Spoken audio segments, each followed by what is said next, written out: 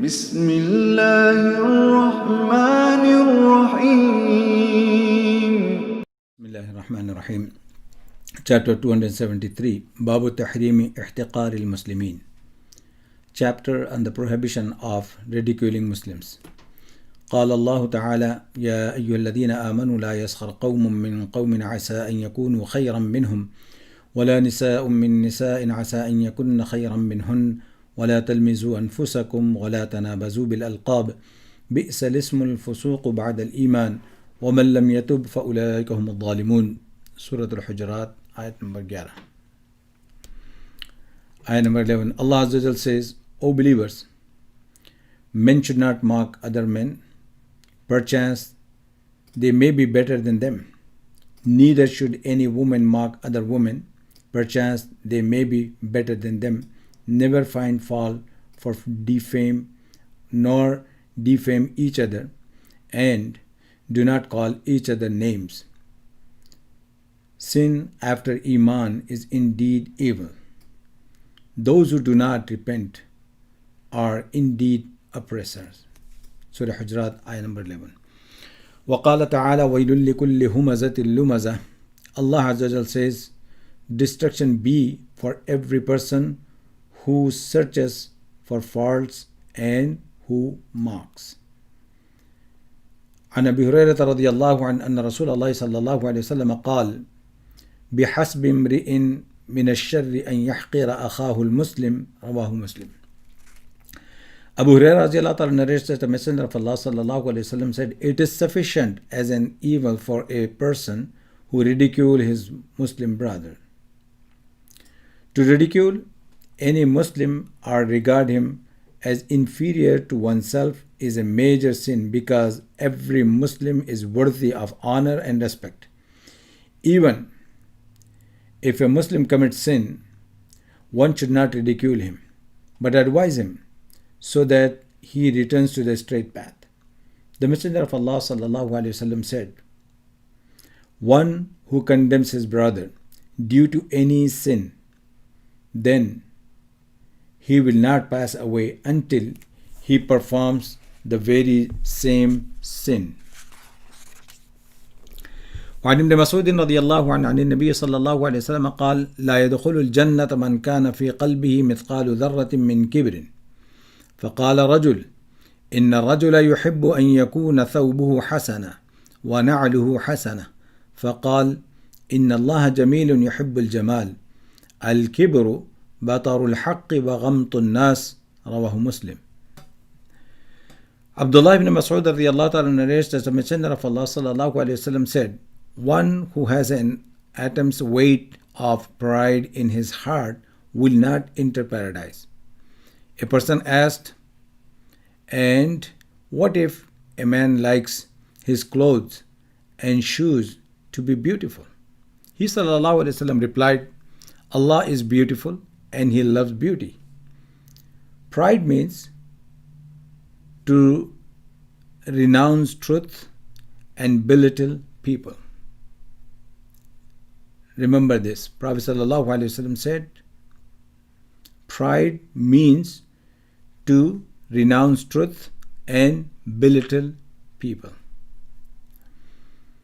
Allah Azza wa Jal dislikes a human being exhibiting pride, since greatness and grandeur belong to Him alone. Instead, a human being should possess the qualities of servitude and humility. The hadith explains that pride results in a person rejecting the truth and despising others. Even if one is commanded to despise the actions of another according to Islamic teachings, one should not despise the person, because it is possible that he may repent. He may repent sometime before his death and enter paradise. In short, one should hate the sin and not the sinner. وعن جندب بن عبد الله رضي الله عنه قال: قال رسول الله صلى الله عليه وسلم: قال رجل والله لا يغفر الله لفلان. فقال الله عز وجل: من ذا الذي يتألى علي ألا أغفر لفلان فإني قد غفرت له وأحبطت عملك. رواه مسلم. Jundub ibn Abdullah radiallahu ta'ala narrates that the Messenger of Allah sallallahu alayhi wasallam said, a man says, by Allah, Allah will never forgive so and so. So Allah Azza wa Jal says, who is he that takes an oath on me that I will never forgive so and so? I have forgiven him, whereas your deeds have come to nothing. When a person engages in acts of worship, he should never regard himself as superior to others. Even worse than this is to assert that Allah subhanahu wa ta'ala will not forgive any particular person as this is, on the one hand, boastful, and on the other, it appears to challenge Allah Azza wa Jal's quality of being the one who forgives. On a broader scale, it teaches us that a person should never pass judgments in matters which are exclusively in Allah Azza wa Jal's domain. The hadith also teaches us that the forgiveness and mercy of Allah subhanahu wa ta'ala is extremely vast.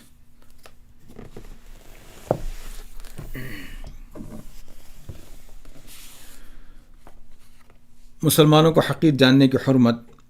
یا ایھا الذین آمنوا لا یسخر قوم من قوم الی آخر الآیہ. اللہ تبارک و تعالیٰ ارشاد فرماتے ہیں ایمان والو، نہ مردوں کو مردوں پر ہنسنا چاہیے، کیا عجب ہے کہ وہ ان سے بہتر ہوں، اور نہ عورتوں کو عورتوں پر ہنسنا چاہیے، کیا عجب ہے کہ وہ ان سے بہتر ہوں، اور نہ عیب لگاؤ ایک دوسرے پر، اور نہ ایک دوسرے کو برے القاب سے پکارو. ایمان لانے کے بعد گناہ کا نام لگنا برا ہے، اور جو باز نہ آئیں گے تو وہ ظلم کرنے والے ہیں. یہاں پہ مسلمانوں کو حقیر جاننے اور ان کو کمتر سمجھنے کی جو حرمت اللہ تبارک و تعالیٰ نے بیان فرمائی ہے، اللہ کے رسول صلی اللہ علیہ وسلم نے بیان فرمائی، اس کا ذکر ہوتا ہے. اس میں سب سے پہلے جو آیت یہاں پہ علامہ نووی رحمۃ اللہ علیہ ذکر فرماتے ہیں، فرمایا کہ بھئی دیکھیے، مردوں کو مردوں پر ہنسنا نہیں چاہیے. اب یہ فرماتے ہیں کہ کسی کی تحقیر اور کسی کی توہین کے لیے اس کے عیب کو کوئی اس طرح ذکر کرے جس سے لوگ ہنسنے لگے یا لوگوں کو ہنسی کا موقع ملے، اس کو جو ہے کہا جاتا ہے استہزاء، یعنی مذاق اڑانا اس کو کہا جاتا ہے. اب یہ جو مذاق اڑانے والی بات ہے یہ کبھی زبان سے ہوتی ہے اور کبھی اعضاء سے، یعنی مطلب ہے کبھی کسی کی نقل اتار کر ہاتھ پیر سے یا کسی اشارے سے، یہ سب چیزیں جو ہے نا اس کے اندر داخل ہیں. اسی طرح فرماتے ہیں کہ بھئی کبھی کسی شخص کے سامنے کسی کا تذکرہ اس طرح کر دینا کہ جس سے لوگ ہنس پڑیں، یہ بھی حرام ہے، یہ بھی اس کے اندر داخل ہے. اب فرماتے ہیں یہاں پہ اللہ تبارک و تعالیٰ نے خاص اہتمام کی وجہ سے مردوں کے ساتھ عورتوں کو بھی ذکر فرمایا، عورتوں کا الگ سے اللہ تبارک و تعالیٰ نے ذکر فرمایا، اور ذکر دونوں کا جب کیا تو دونوں میں علت اللہ نے وہی بیان کی. دونوں میں علت کیا بیان کی کہ بھئی ہو سکتا ہے کہ جن مردوں کا یہ مرد مذاق اڑا رہے ہیں وہ ان سے بہتر ہوں، ہو سکتا ہے کہ جن عورتوں کا یہ عورتیں مذاق اڑا رہی ہیں وہ عورتیں ان عورتوں سے بہتر ہوں جن کا مذاق اڑایا جا رہا ہے. یعنی مطلب ہے کہ اللہ تبارک و تعالیٰ فرماتے ہیں کہ بعض مرتبہ انسان کو یہ ہوتا ہے کہ بھئی ہم کسی کا مذاق اڑاتے ہیں، کیا سمجھ کے مذاق اڑاتے ہیں کہ کسی کو کم تر سمجھتے ہیں، اس کے دل میں حیثیت نہیں ہوتی، اہمیت نہیں ہوتی، تبھی جا کے اس کا مذاق اڑایا جاتا ہے. تو اللہ تبارک و تعالیٰ کو یہ فرماتے ہیں کہ بھئی تم اپنے آپ کو بڑا مت سمجھو، اپنی نیکیوں کی وجہ سے، اپنی عبادتوں کی وجہ سے اللہ نے اگر تمہیں توفیق دی ہے، اللہ نے اگر تمہیں کچھ خوبیاں دی ہیں، اس کا یہ مطلب نہیں کہ تم دوسروں کو کمتر سمجھو، دوسروں کا مذاق اڑاؤ. اور اس کے بعد حضرت عبداللہ ابن مسعود رضی اللہ تعالیٰ عنہ فرماتے ہیں کہ اگر میں کسی کتے کے ساتھ بھی استہزاء کروں تو مجھے خوف ہوتا ہے اللہ کی طرف سے کہ بھئی کہیں میں کتا نہ بنا دیا جاؤں. اندازہ لگائیے عبداللہ ابن مسعود رضی اللہ تعالیٰ عنہ جیسے صاحب یہ فرماتے ہیں کہ اس کا مطلب کیا ہوا، انسان تو انسان، جانوروں کا بھی جو ہے نا مذاق اڑانے سے منع فرمایا گیا ہے. اور دوسری بات جو اللہ تبارک و تعالیٰ نے اس میں بیان فرمائی ہے وَلَا تَلْمِزُوا أَنفُسَكُمْ، یعنی مطلب یہ کہ کسی کا عیب نہ نکالو، اور عیب نکال کر جو ہے نا کسی کے عیب پر طعنہ زنی نہ کرو. اب یہاں پہ اللہ تبارک و تعالیٰ نے بہت خاص توجہ کی ضرورت ہے، جو لفظ استعمال فرمایا ہے اس پر فرمایا کہ انفسکم، یعنی مطلب ہے کہ تم اپنے ہی عیب نہ نکالو. اپنے عیب نہ نکالو یعنی یا اپنے عیب پر طعنہ زنی مت کرو. مطلب یہ ہوا کہ کوئی شخص عیب سے خالی نہیں ہوتا ہے، نہیں، اس کے اندر کوئی نہ کوئی عیب ہوتا ہے، کوئی نہ کوئی کمی ہوتی ہے، کوئی نہ کوئی نقص ہوتا ہے. تو فرماتے ہیں کہ اس عیب کے اندر جو ہے معاملہ تم دوسرے کے، اللہ نے فرمایا کہ تمہارے عیب نے نکالو اور تمہارے عیبوں پر نہ ہنسو. کیا مطلب ہوا؟ مطلب یہ ہے کہ بھئی تم دوسرے کے اندر عیب نکال رہے ہو، وہ تمہارے اندر عیب نکالے گا. تم جو ہے دوسرے کے عیب پر ہنس رہے ہو، وہ تمہارے عیب پر ہنسے گا. دوسرا ایک مطلب یہ بھی بیان کیا گیا، انفسکم کا مطلب کیا ہے کہ تم کسی کے عیب نکالو، گویا ایسے ہی ہے تم اپنے عیب نکال رہے ہو. جو اخوت اور مودت والا جو رشتہ اللہ تبارک و تعالیٰ نے بنایا ہے، مسلم کمیونٹی کو ایک کمیونٹی بنایا ہے اللہ تبارک و تعالیٰ نے، تو کسی کے عیب نکالنا، کسی کے فالٹ تلاش کرنا، یہ ایسے ہی ہے جیسے کہ تم اپنے ہی عیب نکالو، اپنے ہی فالٹ کو تلاش کر رہے ہو. اور پھر اس میں جو ہے تیسری بات اللہ نے جو فرمائی ہے، وَلَا تَنَابَزُوا بِالْأَلْقَابِ، یعنی کسی کو برے لقب سے نہ پکارو. اب کسی آدمی کو جس سے کسی کوئی ناراض ہو جائے، کسی کو آپ نے لنگڑا کہہ دیا، کسی کو کچھ اور کہہ دیا، اس طریقے سے جو ہے نا فرماتے ہیں کہ بھئی کوئی اس طرح کے لقب دوسروں کو نہیں دینا چاہیے. حضرت عبداللہ ابن عباس رضی اللہ عنہ فرماتے ہیں کہ اس کے اندر یہ بات بھی آتی ہے کہ اگر کوئی آدمی کسی گناہ کے اندر مبتلا تھا اور اس نے اپنے اس گناہ سے توبہ کر لی اور اس کے باوجود آپ اس کو اس کے اس برے عمل سے پکارتے ہیں، تو اللہ تبارک و تعالیٰ نے اس میں منع فرمایا ہے. جیسے مثال کے طور پر اگر کوئی شراب پیتا تھا، نعوذ باللہ، باپ اس کو شرابی کہہ کے پکارے. اور اگر کوئی آدمی جو ہے نا نعوذ باللہ کسی اور کام کا عادی تھا، کسی کو آپ نے زانی کہہ کر پکار دیا، کسی کو آپ نے چور کہہ کر پکار دیا، حالانکہ اس نے چوری سے توبہ کر لی، زنا سے اس نے توبہ کر لی، شراب پینے سے اس نے توبہ کر لی، اب آپ اس کو اسی نام سے پکار رہے ہیں، تو یہ اللہ کو بڑا سخت ناپسند ہے. اور ایک روایت جیسے کہ ابھی گزری کہ بھئی اگر آپ کسی کو اس کے کیے ہوئے کسی عمل پر طعنہ دیتے ہیں تو اس وقت تک آدمی نہیں مرے گا جب تک کہ وہ خود اس میں اندر ملوث نہ ہو جائے. کتنی خطرناک بات ہے. آگے دوسری آیت فرماتے ہیں کہ وَيْلٌ لِّكُلِّ ہُمَزَةٍ لُمَزَةٍ، کہ بڑی خرابی ہے ایسے شخص کی جو غیبت کرنے والا اور عیب ٹٹولنے والا ہو. اب اس میں اس آیت کے اندر دیکھیں اللہ تبارک و تعالیٰ نے دو لفظ استعمال فرمائے، ہمزہ اور لمزہ. اچھا، بعض حضرات یہ فرماتے ہیں کہ دونوں کا مطلب ایک ہی ہے، اور بعض حضرات کہتے ہیں کہ اس کے اندر فرق ہے. اور جو فرق ان لوگوں نے کیا وہ یہ ہے کہ ہمزہ کس کو کہا جاتا ہے؟ ہمزہ کے معنی آتے ہیں کہ کوئی آدمی وہاں موجود نہ ہو اور اس کی برائی کی جائے، جس کو ہم غیبت بھی کہہ سکتے ہیں. تو جو آدمی موجود نہ ہو اس کی غیبت کی جائے، اس کا تذکرہ برائی کے ساتھ کیا جائے، اس کو ہمزہ کہتے ہیں. اور بعض حضرات نے لمزہ کا جو مطلب بیان کیا وہ کہ بھئی کسی کو آمنے سامنے طعنہ دینا، آمنے سامنے طعنہ دینا، اور کسی کو برا بھلا کہنا اس کے منہ پر، اس کو جو ہے نا، اور دونوں ہی عمل جو برے ہیں. اور ان دونوں کی مذمت جو ہے قرآن و حدیث کے اندر یہ وارد ہوئی ہے. اور جیسے کہ ہمیں معلوم ہے کہ بھئی غیبت کو تو مردار بھائی کے گوشت کے کھانے سے تعبیر دیا گیا ہے. اور لمزہ کا معاملہ کیا ہے کہ یہ انسان کی اس کے منہ پر اس کی توہین اور اس کی تذلیل ہوتی ہے، تو اس وجہ سے اس کو زیادہ تکلیف پہنچتی ہے. تو اس وجہ سے علماء فرماتے ہیں کہ بھئی اس میں عذاب بھی زیادہ ہے، عذاب بھی سخت ہے. تو یہ اس سے بہت اہتمام کرنا چاہیے، اور اس اہتمام کے ساتھ جو اس سے بچنے کی کوشش کرنی چاہیے انسان کو. آگے حدیث ہے، حضرت ابو ہریرہ رضی اللہ عنہ سے روایت ہے کہ نبی کریم صلی اللہ علیہ وسلم نے ارشاد فرمایا کہ آدمی کے برا ہونے کے لیے کافی ہے کہ وہ اپنے مسلمان بھائی کو حقیر سمجھے. یعنی مطلب یہ ہے کہ کسی کے سامنے کسی کے عیب نکالے اور اس کو ان عیبوں کو اچھالے دوسروں کے سامنے. فرمایا کہ بھئی جو اللہ اور رسول کو ماننے والا ہے وہ ایسا نہیں کر سکتا. کیوں؟ کہ کون اللہ کی نظر میں بہتر ہے ہمیں نہیں معلوم. بظاہر ہم لگ رہا ہے کہ ہم اچھے اعمال کر رہے ہیں، لیکن پتہ نہیں اللہ کی نظر میں یہ مقبول بھی ہیں کہ نہیں. اس وجہ سے کوئی کسی کو حقیر یا کمتر نہ سمجھے. یہ بات بھی وہی ہے کہ یہ کہنا سننا تو آسان ہے، لیکن یہ کہ اس کے اوپر محنت کرنی پڑتی ہے انسان کو اپنے دل پر.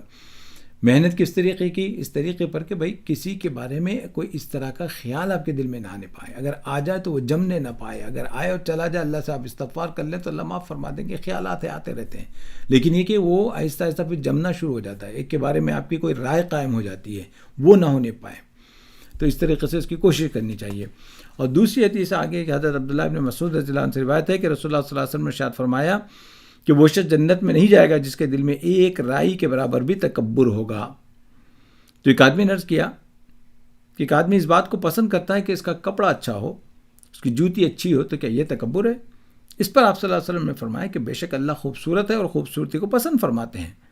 تکبر پھر کیا ہوا؟ اللہ کے رسول صلی اللہ علیہ وسلم فرماتے ہیں تکبر حق کا انکار کرنا اور لوگوں کو حقیر سمجھنے کا نام ہے. حق کا انکار کرنا. حق کا انکار کرنا یعنی آپ نے دیکھا ہوگا بعض مرتبہ کہ بھائی کوئی بات اگر آپ کو بتا دی جائے حق کی تو آدمی قبول نہیں کرتا. کیوں نہیں قبول کرتا؟ کہ یہ مجھے بتا رہا ہے، اس کے بتانے کی وجہ سے میں نہیں قبول کروں گا. اب آپ دیکھیں کہ بھائی اس کے بتانے کی وجہ اس کے یا اس کے سے فرق نہیں پڑنا چاہیے. بات اگر حق ہے تو وہ حق بات ہے، کہیں سے بھی آ رہی ہو. تو اب یہ جو ہے حق کا انکار کرتا ہے. بعض مرتبہ بات بھی سمجھ میں آتی ہے، دلیل بھی سمجھ میں آ رہی ہے، سب کچھ سمجھ میں آتا ہے، لیکن انسان اپنی بڑائی کی وجہ سے، تکبر کی وجہ سے اس کو قبول نہیں کرتا کہ بھئی ایک نئی بات میں کیسے قبول کروں. تو یہ جو اللہ کے رسول صلی اللہ علیہ وسلم فرماتے ہیں کہ بطر الحق اور غمت الناس. غمت الناس کا مطلب کیا ہوتا ہے؟ لوگوں کو حقیر سمجھنا، لوگوں کو چھوٹا سمجھنا، لوگوں کو اپنے سے کمتر سمجھنا. اب یہ معاملہ ایسا ہے کہ کسی کو حقیر سمجھنا، آپ کسی کو اپنے دل میں حقیر سمجھ رہے ہیں، اس آدمی کو نہیں معلوم کہ آپ اس کو حقیر سمجھ رہے ہیں. مسئلہ یہ ہے کہ کبھی کبھار آپ کے اعمال سے تو ظاہر ہو جاتا ہے، لیکن ایک یہ مطلب ہے کہ اس کے عمل سے جو ہے نا یہ معلوم ہوتا ہے کہ آپ اس کو. خلاصہ میں یہ بتانا چاہ رہا ہوں کہ بہت سی مرتبہ سامنے والے کو یہ معلوم بھی نہیں ہوتا، پتہ بھی نہیں چلتا کہ آپ اس کو حقیر سمجھ رہے ہیں. آپ اپنے دل ہی میں دل جو ہے سمجھ رہے ہیں، لیکن اللہ کو یہ معلوم ہے، آپ کے دل کی کیفیت اللہ کو معلوم ہے. اس لیے فرمایا کہ اور آپ کسی کو حقیر سمجھنے سے آپ بڑے نہیں ہو جاتے. آپ جہاں ہیں وہیں رہیں گے، آپ کا جو معاملہ ہے وہی رہے گا. اس کی وجہ سے آپ بڑے نہیں ہو جائیں گے. آپ جو اپنے آپ کو انسان بڑا سمجھتا ہے دل میں، تو اس کی وجہ سے وہ بڑا نہیں ہو جاتا. اور پھر یہاں پہ دیکھیں صحابہ نے بڑی زبردست بات پوچھ لی کہ یا رسول اللہ، کہ ایک آدمی جو ہے نا اپنے کپڑے اچھے پہنتا ہے، جوتے اچھی پہنتا ہے، یا اچھی جو ہے گاڑی چلاتا ہے، اچھی چیزیں استعمال کرتا ہے، اس کو جو ہے نا اس کو پسند ہے اچھی چیزیں، تو کیا یہ تکبر میں آ جائے گا؟ اللہ کے رسول صلی اللہ علیہ وسلم فرماتے تکبر اس کو نہیں کہتے. تکبر یہ نہیں ہے. تکبر تو وہ ہے جب بھی بتایا گیا کہ بھائی حق بات کا انکار کرنا. تکبر کی وجہ سے انسان حق بات کا انکار کرتا ہے. اب آپ دیکھیں قریش کو، اگر ابو جہل کو اٹھا کے دیکھ لیں، پوری وہ جو بات آپ کے سامنے آ جائے گی، وہ اس واقعے کو ذہن میں رکھیں. جب پوچھا گیا کہ بھائی کیا بتاؤ کہ یہ شخص جھوٹے ہیں، اللہ کے رسول صلی اللہ علیہ وسلم جھوٹے ہیں؟ اس نے کہا ہرگز نہیں. کیا وہ آپ بات بھی آپ کی صحیح ہے، سب کچھ صحیح ہے، لیکن ہم نہیں مان سکتے. اس لیے کہ اگر ہم مان لیں گے تو پھر ہمارا قبیلہ نیچے ہو جائے گا. تو بات وہی تکبر کی آ گئی. تو یہ حساب ہے، یہ معاملہ اس کو جو ہے نا سمجھنا چاہیے. تو اگر کوئی اچھی چیز استعمال کرتا ہے، اچھے کپڑے استعمال کرتا ہے، اچھے رہن سہن کو پسند کرتا ہے، اور قرینے کو پسند کرتا ہے، اور جو ہے نا پاکی اور صفائی کو جو ہے نا نفاست کو پسند کرتا ہے، تو ایسے آدمی کو متکبر نہیں کہا جائے گا. تکبر جو ہے نا دل میں ہوتا ہے، اور وہ اسی دل کی وجہ سے وہ تکبر ظاہر ہوتا ہے کبھی. لیکن یہ جو اللہ کے رسول صلی اللہ علیہ وسلم نے بتایا کہ بھائی تکبر جو ہے نا وہ اصل یہاں پہ ہوتا ہے، تو اس کو جو ہے نا متکبر شمار نہیں کیا جائے گا. آگے حضرت جندب بن عبداللہ رضی اللہ عنہ سے روایت ہے کہ نبی کریم صلی اللہ علیہ وسلم ارشاد فرمایا کہ آدمی نے قسم کھائی، اللہ کی قسم کھائی، کس بات پر؟ کہ اللہ تعالیٰ فلاں آدمی کی مغفرت نہیں کرے گا. تو اللہ تعالیٰ نے فرمایا کہ تو کون ہے کہ جو مجھ پر اس کی قسم کھا رہا ہے کہ میں فلاں شخص کو معاف نہیں کروں گا؟ بے شک اللہ تبارک و تعالیٰ نے اس کی مغفرت کر دی. اور اللہ تبارک و تعالیٰ فرماتے کہ میں نے تیرے عمل برباد کر دیے، میں نے تیرے عمل برباد کر دیے. اب یہاں دیکھیں کہ آپ ہوتے کون ہیں کہ یہ فیصلہ کریں کسی شخص کے بارے میں کہ بھائی اللہ اس شخص کی مغفرت نہیں فرمائے گا. یہ اللہ تعالیٰ کے رسول صلی اللہ علیہ وسلم جو ہے نا یہ پچھلی قوموں میں سے جو معاملہ ہے، تو ان میں سے کسی کا یہ واقعہ بیان فرماتے اللہ کے رسول صلی اللہ علیہ وسلم کہ اس شخص نے جو ہے نا قسم اٹھا لی کہ اللہ فلاں کو معاف نہیں کرے گا. یہ قسم کیوں اٹھا رہا ہے؟ یہ قسم اس وجہ سے اٹھا رہا ہے کہ اس کو اپنے اعمال پر اتنا زعم ہو گیا اور اپنی نیکیوں پر اس کو اتنا گمان ہو گیا کہ بھائی میں تو بہت اچھا ہوں، میں تو اتنی اچھے نیک کام کرتا ہوں، اور یہ تو بالکل بھی کچھ نہیں کرتا. تو اس حوالے سے اس نے یہ جو قسم اٹھا لی کہ اللہ اس کو کبھی معاف نہیں کرے گا، اللہ اس کو معاف نہیں کرے گا. اس کے اعمال دیکھیں، اس کے حرکتیں دیکھیں، اللہ اس کو کبھی معاف نہیں کرے گا. آپ یہ تو کہہ سکتے ہیں کہ بھئی اگر کوئی آدمی ظلم کرے کسی پر تو اللہ اس کو معاف نہیں کریں گے، لیکن یہ کہنا کہ اس کو معاف نہیں کرے گا یہ غلط ہے.